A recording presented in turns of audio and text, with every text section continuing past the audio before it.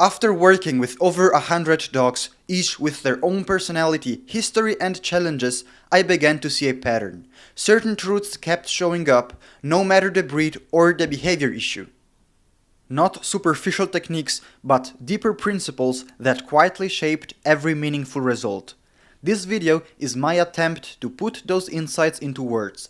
If I had only a few minutes to share what I believe makes the biggest difference in training and living with dogs, this would be it. So the first step always is to build a relationship. Especially with dogs that are fearful or insecure, rushing into training, asking for behaviors, or trying to fix things too quickly is the fastest way to lose trust. Sometimes building that bond isn't about doing anything complicated. It's about just being there, spending time together, tossing a treat or two in a calm, pressure-free space, letting the dog learn that your presence doesn't demand anything. The length of this process depends on the dog's personality. Some dogs connect quickly, others take time, but pushing it never helps. Until that connection exists, progress will be very fragile. Once that bond starts forming, it's essential to remember that each dog is an individual. Dogs learn at a different speed. Some dogs are naturally motivated, others are not. Some dogs are sharp and eager to problem solve, others are slow and methodical. And beyond that, it's important to respect the genetic code behind behavior. Breed matters, not to limit the dog, but to understand tendencies. A herding dog will likely need a different outlet than a companion breed. A guardian dog will question different things than a retriever. So the key is to look at the dog in front of you, not as a type, but as a living system shaped by experience and DNA. And then you adjust. You teach at the dog's pace. You speak in the dog's language, not the one you wish the dog spoke. So one of the best languages we can share is play. But if you want play to be structured and productive, the dog needs to be able to follow 3 basic rules. First, bring objects back. Second, let go of them. And third, exercise impulse control. When those pieces are in place, play becomes more than just fun.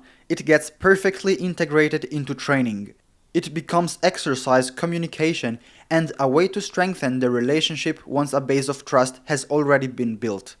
Play gives the dog an outlet for energy and gives you an avenue to build engagement. But play alone doesn't carry training. You have to understand what happens underneath, so we have to consider motivation. I've talked more about this in the video linked in the corner, but to keep it simple, manipulating motivation means shaping the context so the dog wants to work with you. It involves reward quality, deprivation, dynamics, thoughtful session length, and consistent management of the dog's environment outside of training. It's about building a framework where the dog's desire aligns with your direction. You're not forcing behavior, you're designing for choice. And for that direction to mean anything, there must be boundaries. Clear, simple rules, nothing excessive, just enough to build clarity. Corrections and negative consequences are a fundamental part of communication. Every social being understands this. When a dog steps beyond the limit and feels a fair consequence, it helps the dog understand how to live in harmony with the world around him. It's not about being harsh. It's about giving the dog a structure that creates stability. Without boundaries, there is confusion, and a confused dog can make an owner's life miserable. Now, none of this matters if we don't cultivate patience.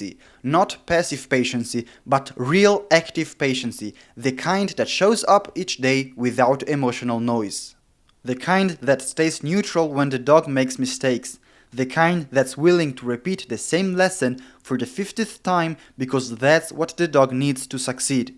Behavior change is not linear. There will be setbacks. There will be moments where the dog regresses. That doesn't mean the process is broken. It means the process is alive.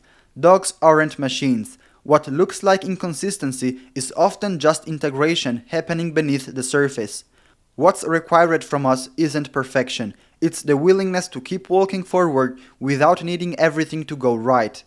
And finally, don't be afraid to innovate. If you find something that works, something that's effective, ethical, and aligned with your values, even if you haven't seen anyone else do it before, try it anyways. Watch how the dog responds, adjust as you go, and if it works, share it. That's how growth happens, not by repeating the past, but by paying attention in the present. Some of the most powerful breakthroughs I've experienced came from moments when I choose to listen more to the dog in front of me than to the systems I had learned. Innovation isn't rebellion, it's attention. So that's what I have learned after working with over 100 dogs. Not a fixed method, not a rigid protocol, but a series of principles that keep proving themselves. Build the relationship, adjust to the individual, play with purpose, shape motivation, set the frame, be patient, and when the moment calls for it, trust yourself enough to try something new. Because what works best isn't a shortcut or a secret, it's the ability to grow with the dog in front of you.